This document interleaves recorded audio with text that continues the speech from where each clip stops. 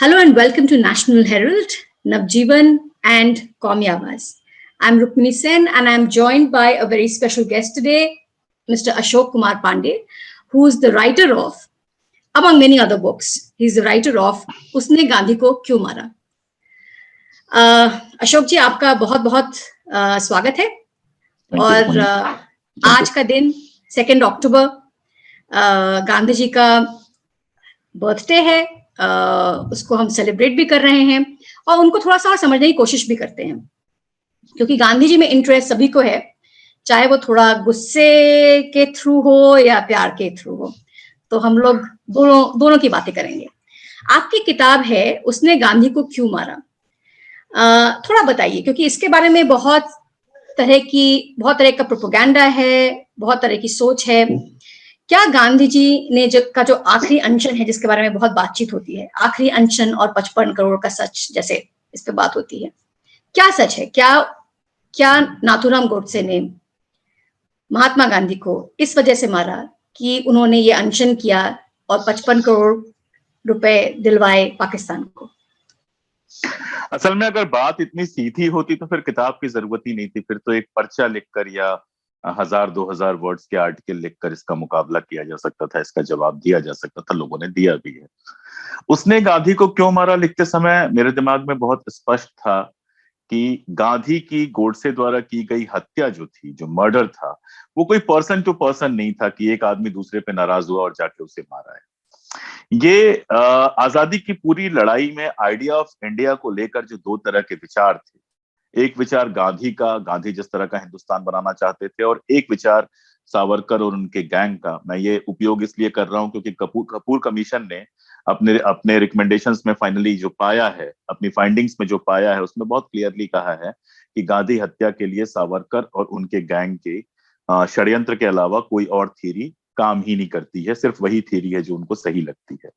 तो एक जो उनकी थ्योरी थी आइडिया ऑफ इंडिया की, इन दोनों के बीच में संघर्ष का मामला था और फाइनली जो हुआ वो हम सब जानते हैं. जहां तक 55 करोड़ का सवाल है, मैंने अपनी किताब में बहुत विस्तार से दिया है कि 55 करोड़ का कोई मामला अनशन शुरू करने से पहले गांधी के सामने था नहीं, नंबर 1.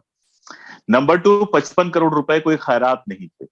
हिंदुस्तान और पाकिस्तान का बंटवारा हुआ था. रिजर्व बैंक ऑफ इंडिया बहुत दिनों तक इंडिया और पाकिस्तान दोनों के कॉमन बैंक की तरह काम करता रहा, और रिजर्व बैंक ऑफ इंडिया में जो रिजर्व्स रखे हुए थे, उसमें जो बंटवारा हुआ था, उसमें 70 करोड़ रुपए जो थे वो पाकिस्तान को दिए जाने थे. एक अमाउंट आजाद जिस समय पार्टीशन हुआ उस समय ट्रांसफर कर दिया गया, और ये जो बचा हुआ अमाउंट था या किस्तों में ट्रांसफर होना था. पाकिस्तान बार बार डिमांड कर रहा था और ये मामला कुल मिला के ये था कि हमें पाकिस्तान को वो अमाउंट देना ही था. विभाजन में उसकी हिस्सेदारी थी. तो ये मामला आया जब अनशन का डिसीजन उन्होंने ले लिया. उसके बाद उस दिन उनका मौन व्रत था. उनको शाम को माउंटबेटन से मिलने जाना था. माउंटबेटन से वो मिले और माउंटबेटन ने उनको बताया कि जो गवर्नमेंट ऑफ इंडिया है उसने मना कर दिया ये 55 करोड़ रुपए देने से. गांधी ने उनसे पूछा कि आपका क्या कहना है इस पर. माउंटबेटन बहुत हार्श थे. उन्होंने कहा कि ये इमोरल काइंड ऑफ डिसीजन है और अगर इंटरनेशनल बॉडीज में जाएगा तो 2 देशों के बीच जो समझौता हुआ है उस समझौते के टूटने की बात होगी ये, और उसमें हमारी काफी बेइज्जती होगी. उसी दिन शाम को पटेल मिलने आया. पटेल को गांधी ने वो कन्वे कर दिया और उसके बाद जो है मिनिस्ट्री को भी समझ में आया, गवर्नमेंट ऑफ इंडिया को भी समझ में आया कि जिद में आप ये फैसला नहीं ले सकते हैं. विभाजन हो चुका है. विभाजन में आप जानती हैं किताबें तक बटी थी लाइब्रेरी की, तो जो पैसा रखा हुआ था वो कैसे नहीं बटता, और जब वो बट चुका था जिस पर पटेल और नेहरू ने साइन किया था, तो वो पैसा तो आपको देना ही देना था. अनशन का उससे कोई लेना देना नहीं था. इसीलिए 55 करोड़ रुपए वापस देने के फैसले के बावजूद अनशन खत्म नहीं होता है. अनशन खत्म तब होता है जब सारे जो अलग अलग पक्ष हैं वो साइन करके गांधी को ये दे देते हैं कि आगे हम दंगा नहीं करेंगे, दंगे को रोकने की कोशिश करेंगे. तो ये बिल्कुल फ्रॉड है. दरअसल गोडसे ने जो बयान दिया था कोर्ट में, उसी को बाद में किताब के रूप में छापा गया और वो बयान झूठों का पुलिंदा है. मैंने एक एक करके अपनी किताब में सारे आरोपों का जवाब दिया है. तो मैं उन्हीं बयानों पे थोड़ा बातचीत करूंगी, क्योंकि आपकी किताब का नाम है उसने गांधी को क्यों मारा. तो उसने के बारे में बात करना भी जरूरी है कि उसने की सोच क्या थी, नाथूराम गोडसे की क्या सोच थी, और क्या वही सोच हम आज भी देख रहे हैं या वो कुछ अलग ही थी? उस वक्त सोच में कुछ फर्क था? असल में हिंदी में उसने को प्लूरल में लेना मुश्किल काम था। अंग्रेजी में जो मेरी किताब आ रही है, जो मैंने खुद ट्रांसलेट किया है, मोस्ट प्रोबेबली जनवरी में आ जाएगी वो किताब, उसमें मैंने दे का यूज किया है। व्हाई डिड दे किल गांधी? तो उसने जो था वो दरअसल वो ग्रुप था, समूह था जिसकी मैंने बात की है। अजीब सी सोच थी उनकी। सावरकर का अगर पूरा जीवन देखें तो उनके जीवन का पहला हिस्सा बेहद रिवोल्यूशनरी है, लेकिन उसमें भी वो हिंसा को सपोर्ट करते हैं। उसके बावजूद एंटी ब्रिटिश हैं वो। उसके बाद गिरफ्तार होते हैं, गिरफ्तार होने के बाद लगातार माफिया मांगते हैं, माफिया मांग के रिहा होते हैं, और रिहा होने के बाद जो उनका पूरा का पूरा अप्रोच है वो बहुत क्लियरली प्रो ब्रिटिश है। और देखिए 1930s के बाद जिस तरह से प्रेशर पड़ रहा था, ब्रिटेन के लिए सबसे जरूरी ये था कि वो हिंदुस्तान पाकिस्तान की बात लगातार उठाती रहती। लगातार ये आप देखिए जब भी सेल्फ रूल की डिमांड की जाती थी तो वो यही कहते थे कि आपके यहाँ तो कम्युनल प्रॉब्लम है, तो आप कैसे राज करोगे? आपके यहाँ तो लड़ाइयां हो जाएंगी, राज नहीं हो पाएगा, आप लोग, अनार्की फैल जाएगी। तो उसके लिए जरूरी था कि हिंदू मुसलमान के बीच में जो डिफरेंस है उसको लगातार बढ़ा करके दिखाया जाए। उधर जिन्ना साहब थे, जिनको आप देखती हैं कि 30s के पहले जो पोस्टर बॉय थे सेकुलरिज्म का, और 30s के बाद जो है वो पूरी तरह से कम्युनल होते चले जाते हैं। और इधर हिंदू जो कम्युनलिज्म था उसको सपोर्ट करने के लिए आरएसएस, हिंदू महासभा, सावरकर जैसे लोग थे। वो मुस्लिम राष्ट्र की बात उठाते थे, ये हिंदू राष्ट्र की बात उठाते थे। मुस्लिम राष्ट्र में बाकियों को सेकंड ग्रेड सिटीजन होना था नेचुरली, और हिंदू राष्ट्र में मुसलमानों को सेकंड ग्रेड सिटीजन होना था। यानी आजादी का जो पूरा मामला था, आजादी का जो पूरा प्रोजेक्ट था, पहला तो उसको डिस्टर्ब करना, दूसरा कम्युनल बेस पे लगातार ऐसी डिमांड करना जिससे विभाजन को बल मिले। जिन्ना भी विभाजन को सपोर्ट कर रहे थे, और इधर सावरकर भी कह रहे थे दो राष्ट्रों का सिद्धांत। इसके खिलाफ, इसके बरक्स हमारे पास कांग्रेस की पूरी धारा थी, जो धारा एक ऐसे हिंदुस्तान की बात करती थी जहां हिंदू, मुसलमान, सिख, ईसाई, दलित सभी मिलजुल के रह सके। संयोग से 1947 में विभाजन के बावजूद हिंदुस्तान का राज ऐसे लोगों के पास गया, या मैं इसको ऐसे कहता हूं कि हमारे पुरखों ने हिंदुस्तान ऐसे हाथों में दिया जो सबको साथ लेकर चलने वाले थे। और बापू की हत्या के बाद, दो मिनट और लूंगा इसको पूरा करने के लिए। बापू की हत्या के बाद पूरी तरह से सांप्रदायिकता का प्रोजेक्ट उस समय फेल हुआ, लेकिन अंदर अंदर वो प्रोजेक्ट चलता रहा। और आज जब आप ट्विटर पर देखते हैं कि गोडसे को ट्रेंड कराने की कोशिश की जाती है, या सबसे मजेदार, गांधी के बरक्स शास्त्री को खड़ा करने की कोशिश की जाती है, जो शास्त्री कांग्रेस के प्राइम मिनिस्टर थे, गांधी के शिष्य थे, उनको गांधी के खिलाफ खड़ा करने की कोशिश की जाती है, तो यकीन जानिए कि वो हत्यारा प्रोजेक्ट आज भी चल रहा है, जो देश के कई टुकड़े करना चाहता है।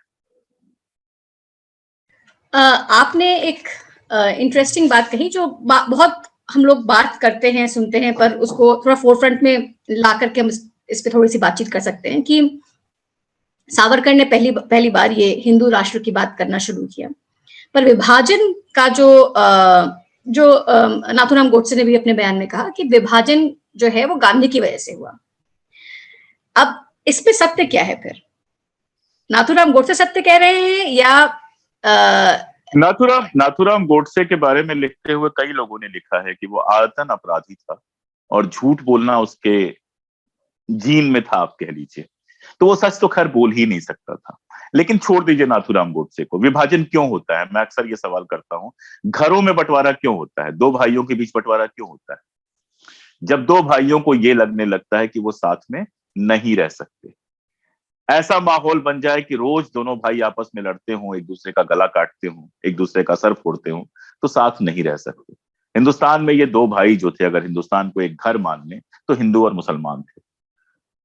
और हिंदू और मुसलमान के बीच में जिन लोगों ने झगड़ा करवाया, वही तो विभाजन के लिए जिम्मेदार थे। उन्हीं के चलते तो ऐसी स्थिति आई कि हिंदुस्तान को दो हिस्सों में बंटना पड़ा।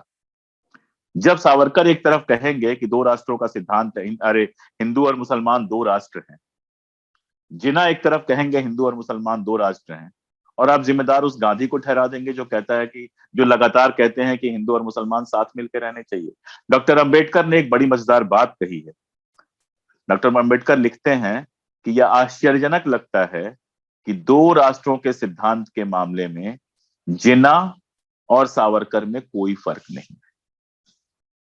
तो विभाजन के लिए जिम्मेदार वो लोग थे। देखिए, गांधी अंत तक विभाजन को चाहते थे कि विभाजन ना हो।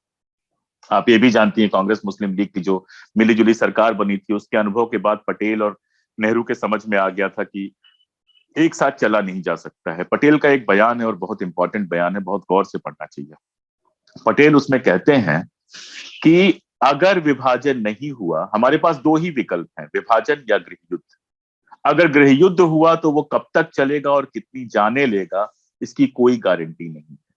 हो सकता है अंत में उस गृह युद्ध में हम जीत भी जाएं। जब हम जीतने की बात वो कह रहे हैं, तो वो बात कह रहे हैं कि जो हिंदू मुस्लिम एकता के पैरोकार हैं, वो कहते हैं कि अंत में हो सकता है हम जीत भी जाए, लेकिन इसमें जितनी कीमत लगेगी, जितनी जाने जाएंगी, उसके बाद जीत का कोई अर्थ नहीं रह जाएगा। यानी आरएसएस, हिंदू महासभा और मुस्लिम लीग ने देश में एक ऐसा माहौल पैदा कर दिया था कि हम गृह युद्ध जैसी स्थिति में थे। आप अगर देखें तो 1946 के बाद जिन्ना ने जो वो डायरेक्ट एक्शन दिया था, उसके बाद या उसके कुछ और पहले से ही लगातार देश में सांप्रदायिक हिंसा का दौर जारी था और ये कहीं से भी कंट्रोल नहीं हो रहा था। और यही सांप्रदायिक हिंसा जिम्मेदार थी इस बात के लिए कि अंत में कांग्रेस के लोगों ने भी इस बात को माना कि ठीक है भाई, विभाजन हो जाए, लेकिन कम से कम उसके बाद शांति रहे। तो जिम्मेदार कौन था? वही ना जो इस सांप्रदायिक हिंसा को फैला रहे थे। तो इसमें कोई दो राय नहीं है कि इस देश के लिए, के विभाजन के लिए अगर कोई जिम्मेदार है तो वो हिंदू महासभा, आरएसएस और मुस्लिम लीग है, कांग्रेस या गांधी नहीं। गांधी जी के बारे में बात करते करते मुझे ये भी आपकी ही किताब से एक एक्सर्प्ट पढ़ते हुए मुझे ख्याल आया कि गोडसे अग्रणी नाम का एक मैगजीन भी चलाया करते थे, और उन्होंने सिर्फ गांधी जी को नहीं मारा, उन्होंने कई लोगों के बारे में लिखा है। इनफैक्ट आजकल बीजेपी पटेल साहब के बारे में बहुत अच्छी अच्छी बातें करते हैं, पर किताब के अनुसार पटेल हो या सुभाष चंद्र बोस हो, नेहरू तो ऑफ कोर्स उनके फेवरेट हैं, इन तीनों के खिलाफ भी बहुत कुछ लिखा गया। इसके बारे में थोड़ा सा बताइए, क्या गोडसे की क्या सोच थी लोगों के बारे में? देखिए, सीधा मामला था, वो कांग्रेस से नफरत करते थे ये सारे लोग। कांग्रेस के जितने भी बड़े लीडर थे, चाहे वो सी राजगोपालाचारी हो, चाहे वो सरदार पटेल हो, चाहे नेहरू हो, चाहे गांधी हो, यहाँ तक कि डॉक्टर अंबेडकर जो कांग्रेस में नहीं थे, इन सारे लोगों के खिलाफ अग्रणी में लिखा जाता था। और आप जानती हैं, अग्रणी शुरू करने के लिए जो पैसा था, वो पैसा सावरकर ने दिया था। सावरकर का जो अंगरक्षक था, उसने बयान में ये बात बताई थी अपने। और उस जमाने में 20,000 की रकम दी थी, जो आज बहुत बड़ी रकम होती। तो वो जो पूरा प्रोजेक्ट था, उसमें पटेल की तारीफ जैसी कोई चीज थी ही नहीं। उसके लिए तो पटेल, गांधी, नेहरू सब एक बराबर थे। अंबेडकर इसलिए बुरे थे क्योंकि वो आरक्षण की बात कर रहे थे, क्योंकि वो दलितों के और महिलाओं के अधिकारों की बात कर रहे थे। जो भी अल्पसंख्यक हित की बात कर रहा था, जो भी हिंदू मुस्लिम के डिवाइसिव जो एजेंडा है उसके अलग कोई बात कर रहा था, वो सब अग्रणी के लिए दुश्मन थे। अब दिक्कत यह है कि इनके पास अपने नायक तो है नहीं, इसलिए दो काम करते हैं। एक तो नायकों को चुराने की कोशिश, और दूसरा गांधी और नेहरू जैसे जो नायक हैं, जिनका सवालों का जवाब इनके पास नहीं है, उनके ऊपर गंदगी और कीचड़ फेंकने की कोशिश करते हैं, ताकि इनके ऊपर कोई सवाल न कराए। ये कहेंगे कि भगत सिंह की फांसी रुकवाने के लिए गांधी ने कुछ नहीं किया। इनसे कोई सवाल न पूछे कि भैया गांधी ने तो चलो चिट्ठियां लिखी, जो भी कर सकते थे किया। अंबेडकर ने श्रद्धांजलि लिखी, साउथ में बैठ के पेरियार ने श्रद्धांजलि लिखी, नेहरू गए थे भगत सिंह से मिलने के लिए, मोतीलाल नेहरू ने संसद में सवाल उठाया, पैसे दिए।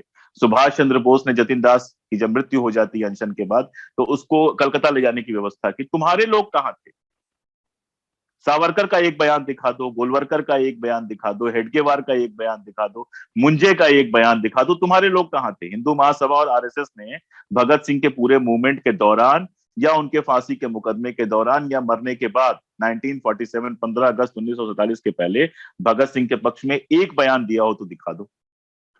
तो आप तो उस समय चुप्पी मार के बैठे हुए थे, अंग्रेजों के साथ गठबंधन करके बैठे हुए थे, और सवाल आप उठाएंगे गांधी और नेहरू पर। ये तो मतलब फ्रॉड है बेसिकली। नाथुराम गोडसे का मैंने वो वीडियो देखा जो आजकल यूट्यूब में बहुत पॉपुलर है, और वो इसी चीज पे है कि मैंने क्यों गांधी को क्यों मारा। उसमें वो जाति को लेकर के भी बात करते हैं, अब वो खुद ब्राह्मण हैं, इसको लेकर के भी बात करते हैं। पर उसके बाद सावरकर के परिवार ने कहा कि आरएसएस या हिंदू महासभा में जाति को लेकर के बड़ी सोच है, मतलब वो मानते ही नहीं है जाति को। कास्ट में उनका बिलीफ नहीं। हाँ, जाति एकदम मानते नहीं है वो, लेकिन उनका जो सुप्रीम लीडर होता है वो हमेशा या तो ब्राह्मण या अपर कास्ट से होता है। और सावरकर जो है वो बाकायदा एक बयान में कहते हैं कि हम दलितों के मंदिरों में प्रवेश या इस तरह का कोई सवाल नहीं उठाएंगे। ठीक है। और हिंदू महासभा से जुड़े लोग जो होते हैं वो हिंदू कोड बिल का विरोध करते हैं, वो आरक्षण का विरोध करते हैं, वो अंबेडकर को गालियां देते हैं। जिस समय गांधी अछूतों को, अस्पृश्यता के खिलाफ आंदोलन चला रहे होते हैं, उस समय वो पूरी तरह से उसका विरोध करते हैं, गांधी के ऊपर हमला करते हैं, लेकिन साहब वो जाति पाति नहीं मानते। मतलब ये सिर्फ मूर्ख बनाने की बात है। पूरा हिंदू महासभा का या आरएसएस का जो प्रोजेक्ट है वो सवर्ण हिंदुत्व का प्रोजेक्ट है। उसमें से दलित, औरत, आदिवासी बिल्कुल बाहर है। उनके साथ अगर कुछ बातचीत की जा रही है या अगर उनको इस समय शामिल किया जा रहा है तो वो सिर्फ इसलिए कि उनके वोट के बिना सरकार नहीं बनती है। वरना ये पूरा प्रोजेक्ट जो है वो आरक्षण विरोधी है। ये पूरा का पूरा जो प्रोजेक्ट है वो जो अपर कास्ट, सो क्लास जो सवर्ण है, उनके जो अधिकार हैं उनको संरक्षित करने के लिए है। From the very first day, आप चाहे गोलवलकर को पढ़िए या सावरकर को पढ़िए। क्या जाति एक वजह थी गांधी को मारने के लिए? आपकी किताब और बाकी किताबों को देख करके मुझे ये सवाल पूछना जरूरी बनता है कि इसके लिए मैं सिर्फ एक बात कहूंगा कि गांधी के ऊपर गोडसे ने कई हमले किए थे, गोडसे और उसके लोगों ने। कुछ में गोडसे इन्वॉल्व था, कुछ में नहीं था। जो पहला हमला जिसमें गोडसे इन्वॉल्व था, पुणे में किया गया था, वो तब किया गया था जब गांधी जी अस्पृश्यता विरोधी आंदोलन चला रहे थे। तो डायरेक्ट कोई नहीं कहेगा, क्योंकि आप भी जानती हैं कि डायरेक्ट कहने पे एक बड़ा क्लास उनके खिलाफ हो जाएगा। लेकिन निश्चित रूप से गांधी ने जो अस्पृश्यता के खिलाफ आंदोलन चलाया, वो इस देश में जो सनातनी लोग थे, जो जाति व्यवस्था के समर्थक लोग थे, जिससे हिंदू महासभा की लीडरशिप बनती थी, उसको उन्होंने बहुत डिस्टर्ब किया। दरअसल जो अपने आप को तिलकाइट कहते थे, वो उन तिलकाइट्स ने तिलक का जो एक गुण था कि हिंदू मुस्लिम एकता के लिए उन्होंने काम किया, 1916 में आप जानती हैं लखनऊ में पैक्ट किया, वो तो वो भूल जाते हैं। लेकिन तिलक की जो एक समस्या थी जाति को लेकर, जो ब्राह्मण वर्चस्व को लेकर तिलक का एक नजरिया था, उसको लेकर वो लगातार चलते हैं। तो मैंने अपनी किताब में पुणे का वो पूरा माहौल जिसमें ये सारा कुछ डेवलप हुआ, उस पर एक चैप्टर दिया है। तो निश्चित रूप से ये जो जातीय अहंकार वाला मामला था, ब्राह्मण और सवर्ण जो अहंकार का मामला था, ये गांधी विरोध के मूल में था। Thank you very much. आपने इतना सारा समय दिया और आपका मैंने एक्स्ट्रा टाइम भी ले लिया। थैंक यू अशोक जी, बहुत बहुत धन्यवाद। Thank you Rupina, thank you, नमस्कार। Thank you. You're watching National Herald, Navjeevan and Qawmi Awaaz. Keep watching. If you like the video, please like and subscribe.